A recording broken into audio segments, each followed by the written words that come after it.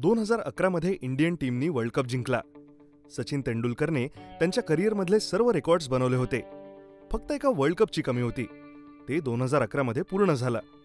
लोक Sachin तेंडुलकरला God of क्रिकेटही म्हणतात.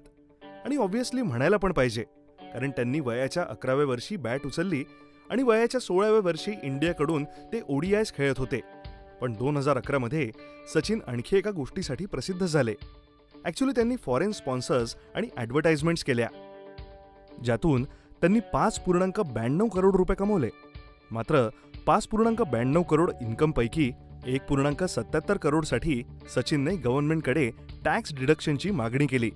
पण प्रॉब्लेम असा होता की सचिनला ही टॅक्स डिडक्शन तेव्हाच मिळाली असती जेव्हा त्यांनी सेक्शन 80 RR अंतर्गत आपण क्रिकेटर नसून अभिनेता असल्याचे प्रूव्ह केले असते.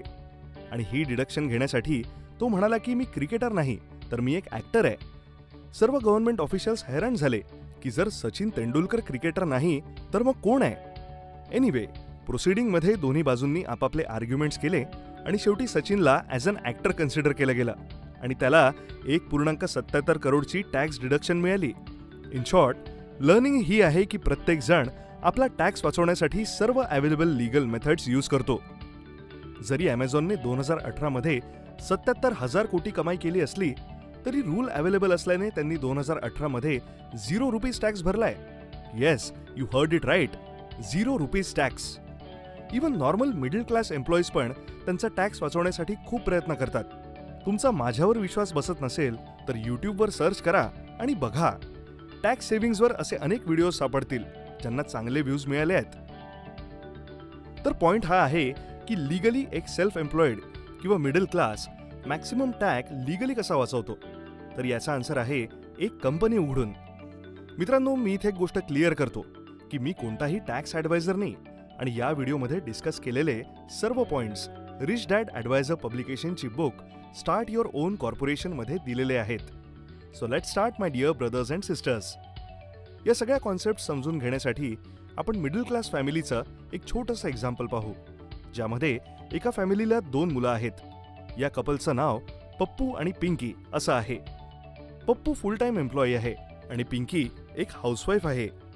दोघेही त्यांच्या फ्युचरचा विचार करतात आणि त्यांचे फायनान्सेस कॅल्क्युलेट करतात.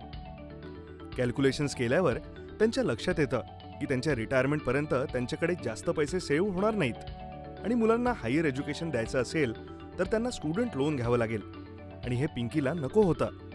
त्यांची सेव्हिंग न करण्याचं एक मोठं रिझन हे पण होतं की पप्पू ॲज अन एम्प्लॉई कमावलेल्या पैशांपैकी मोठी अमाऊंट टॅक्समध्ये देत होता.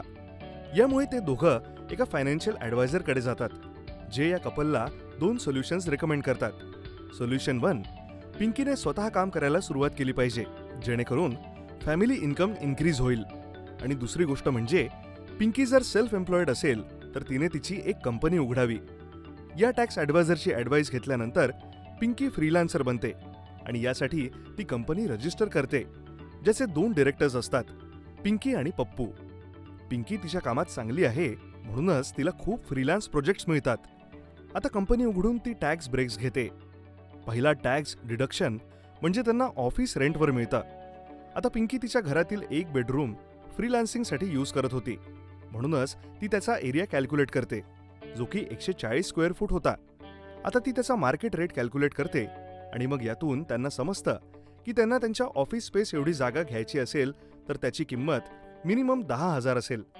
म्हणूनच ते स्वतः तयार केलेल्या कंपनीसोबत रेंट अग्रीमेंट करतात आणि दर महिन्याला 10,000 रेंटल इन्कम म्हणून द्यायला लागतात आणि यातूनच ते घराचं लोन फेडतात. यानंतर ते दुसरे एक्सपेन्सेस जसं की स्टार्टअप एक्सपेन्स क्लेम करतात, ज्यामध्ये त्यांनी त्यांच्या बिझनेस कार्ड, पेन्सिल, गुगल ॲड्सवर खर्च केलेल्या सर्व अमाऊंटवर टॅक्स डिडक्शन क्लेम करतात. यानंतर येतं मील. आता ऑफिस टाईममध्ये ते जेही काही खात असतील तर तो सगळा खर्च ऑफिस एक्सपेन्सेसमधूनच डिडक्ट होणार आणि ते पण असंच करतात. पण त्यांना हा टॅक्स डिडक्शन पूर्णपणे लीगल ठेवायचा आहे, म्हणूनच ते फक्त लंचसाठी टॅक्स डिडक्शन्स घेतात. नेक्स्ट डिडक्शन आहे कम्प्युटर ॲसेट्स. आता पिंकीला तिच्या फ्रीलान्सिंग कामासाठी एका चांगल्या लॅपटॉपची गरज आहे, म्हणून ती कंपनीच्या एक्सपेन्सेसवर ₹60,000 नवीन लॅपटॉप घेते. आता ही 60,000 टॅक्स डिडक्शन पिंकीला एकत्रितपणे अवेलेबल होणार नाही, परंतु ती 3 वर्षांसाठी 60,000 क्लेम करू शकते. म्हणजेच 60,000च्या लॅपटॉपपैकी यावर्षी 20,000 tax deduction, next year 20,000 tax deduction आणि त्या पुढील वर्षी 20,000 टॅक्स डिडक्शन. याला लॉच्या टर्म्समध्ये डेप्रिसिएशन असं म्हणतात. म्हणजेच 3 वर्षात लॅपटॉप पूर्णपणे युजलेस होईल असं मानलं जातं. त्यामुळेच त्यावर खर्च केलेल्या अमाऊंटवर 3 वर्षात टॅक्स डिडक्शन झालं पाहिजे. नेक्स्ट आहे टेलिफोन अँड इंटरनेट क्लायंट्स. आता पिंकीला तिची फ्रीलान्सिंग सर्व्हिस देण्यासाठी स्ट्रॉंग इंटरनेट कनेक्शनची गरज होती आणि यासोबतच तिने बोलण्यासाठी कंपनीच्या नावाने एक नवीन सिम कार्ड आणि वायफाय कनेक्शन देखील घेतले. ऑब्व्हियसली पिंकीला हे सर्व लीगल पद्धतीने करायचं होतं, म्हणूनच ती तिच्या कंपनीचं सिम कार्ड फक्त फ्रीलान्सिंग कॉल अटेंड करण्यासाठी करत होती. नेक्स्ट येतं एम्प्लॉई एक्सपेन्स. आता पिंकीचा बिझनेस अधिक सक्सेसफुल होऊ लागल्याने दोघांनीही डिसाईड केलं की आता ते त्यांच्या बिझनेसमधून सॅलरी घेऊ शकतात, कारण तेही त्या कंपनीत एम्प्लॉई आहेत. आणि जर पिंकी आणि पप्पूची अॅन्युअल सॅलरी टॅक्स ब्रॅकेटच्या खालच्या श्रेणीत असेल तर त्यांना जवळपास 0 टॅक्स भरावा लागेल. नेक्स्ट येतो ट्रॅव्हल एक्सपेन्स. पिंकी आणि पप्पू यांना ट्रॅव्हलिंग करायला खूप आवडतं, म्हणून ते असा मार्ग शोधू लागले ज्यात त्यांचे पर्सनल गोल्स आणि बिझनेस गोल्स अलाइन होऊ शकतील. म्हणजेच ज्या देशात त्यांना फिरायचं आहे त्याच देशात ते बिझनेस करायला जाणार. आणि ॲक्च्युअलमध्ये झालंही असंच. स्वित्झर्लंडच्या एका कंपनीने पिंकीला एक असाइनमेंट दिली, पण यासाठी तिला स्वित्झर्लंडमध्ये येऊन काम करावं लागणार होतं. पिंकीने ही ऑफर ॲक्सेप्ट केली आणि मग तिने स्वित्झर्लंडमध्ये जाऊन काम पण केलं. पण मोकळ्या वेळेत या कपलनी तिथे नवीन ठिकाणही पाहिले. नेक्स्ट येतं हेल्थ इन्शुरन्स किंवा लाईफ इन्शुरन्स. पिंकीने तिच्या कंपनीत एक सिस्टीम सेट केली होती. त्यात ती आपल्या एम्प्लॉईजला सॅलरीसोबत हेल्थ आणि लाईफ इन्शुरन्सही प्रोव्हाइड करणार होती. आता ॲज ऑफ नाऊ पिंकी आणि तिचं हस्बंड पप्पू हेच दोघं या कंपनीत एम्प्लॉईज होते आणि यामुळे त्या दोघांना कंपनीकडून इन्शुरन्स मिळत राहिला आणि यासाठी कंपनीला टॅक्स डिडक्शनही मिळालं.